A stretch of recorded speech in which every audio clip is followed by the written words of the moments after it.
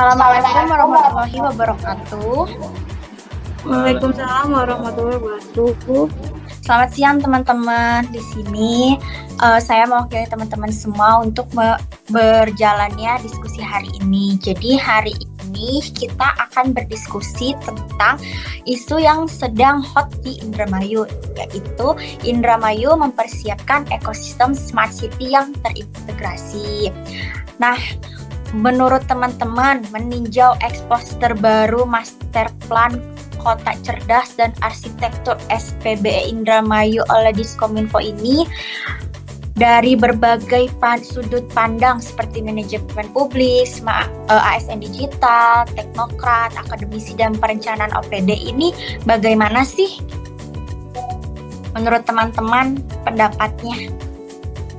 Kalau dari saya, perwakilan dari Diskominfo Indramayu itu sudah mempresentasikan Master Plan Smart City berdasarkan 6 dimensi utama. Antaranya yaitu smart governance, ada branding, ada ekonomi, mobilitas, lingkungan, kesehatan, dan keamanan, serta arsitektur SPBE sebagai sistem digital terintegrasi antar OPD. Ini juga sebagai titik awal meningkatnya akuntabilitas data, transparansi pelayanan publik, dan pengambilan keputusan berbasis bukti. Kalau menurut saya sih ya, agenda ini tuh menjadi relevan sih dengan konsep Smart ASN. Infrastruktur SPBE memungkinkan monitoring kinerja pegawai secara real time dan pengelolaan layanan digital. ASN masa kini diwajibkan paham digital literacy, adaptif terhadap sistem online, serta siap melaporkannya kinerjanya secara elektronik demi transparansi dan akuntabilitas. Kalau itu menurut saya sih gitu. Oke.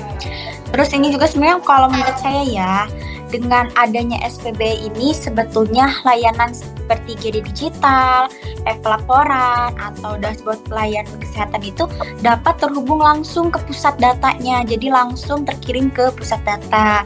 Ini juga bisa mempercepat respons dari rumah sakit, terus juga meminimalkan birokrasi, serta mencerminkan profesionalitas dari pelayanan ASN. Tapi memang kesiapsiapan sumber daya manusia ini pada OPD kesehatan sepertinya perlu ditingkatkan ya, agar si SOP digital ini tuh bisa dijalankan secara optimal. Oh ya, Jinda, kalau pendapat dari saya sih, untuk matriks dan model Smart City Arsitektur SPBE Indramayu ini dirancang setelah validasi DEX dan studi tiru dari Bantul pada April 2025 lalu. Karena analisis ini harus menunjukkan pendekatan integratif yang matang dan juga perlu diselaraskan dengan pelatihan kompetensi ASN lokal agar tujuan jangka panjangnya tuh tercapai gitu.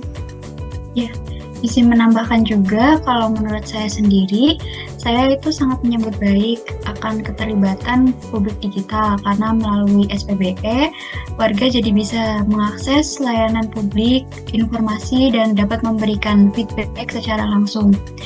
Ini jadi wujud nyata dari smart governance yang responsif. Namun, perlu juga dilakukan edukasi digital kepada masyarakat karena masyarakat masih perlu diperkuat agar partisipasi masyarakat itu dapat berjalan inklusif. Oke, selanjutnya, Mangga. Dari saya ya, dari keuangan daerahnya sendiri mungkin mendukung untuk master plan ini karena untuk menekankan sinkronisasi ya antara rencana induk, anggaran, dan implementasi SPBE sendiri antar unit kerja. Sebagai perencana anggaran, saya juga menekankan tuh untuk pentingnya alokasi yang berkelanjutan untuk pengembangan infrastruktur TIK dan pelatihan ASN biar transformasi digitalnya tuh benar-benar berjalan. Wah, memang luar biasa sekali ya pendapat-pendapat dari teman-teman, dilihat dari berbagai sudut pandang, dilihat dari berbagai POV.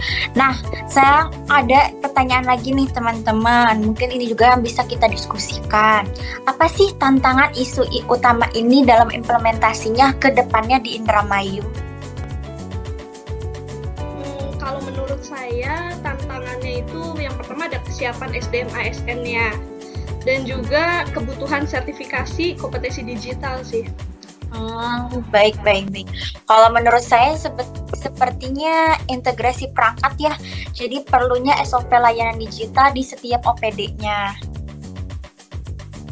Kalau menurut saya sih karena banyaknya penolakan dari tradisi birokrasi yang lama gitu. Jadi sebetulnya beberapa instansi sih perlu perubahan manajemen ya.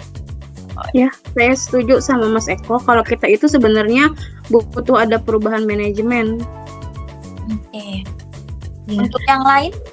Saya juga, menurut saya karena literasi masyarakat masih rendah ya, jadi emang perlu pendampingan digital sih ke masyarakat biar masyarakat juga jadi paham. Oke. Kalau menurut saya yang paling penting dari semua program itu sebenarnya anggaran jangka panjang ya. Karena kalau jangka panjang tuh kita harus konsisten untuk membiayai, bukan hanya direncanakan dalam satu APBD aja. Jadi ini bukan sekadar proyek satu kali, tapi proyek berkepanjangan. Jadi keuangan tuh harus direncanakan betul-betul sih dok menurut aku. Oke. Wah, memang kita betul-betul ya segalanya harus dipersiapkan dengan matang.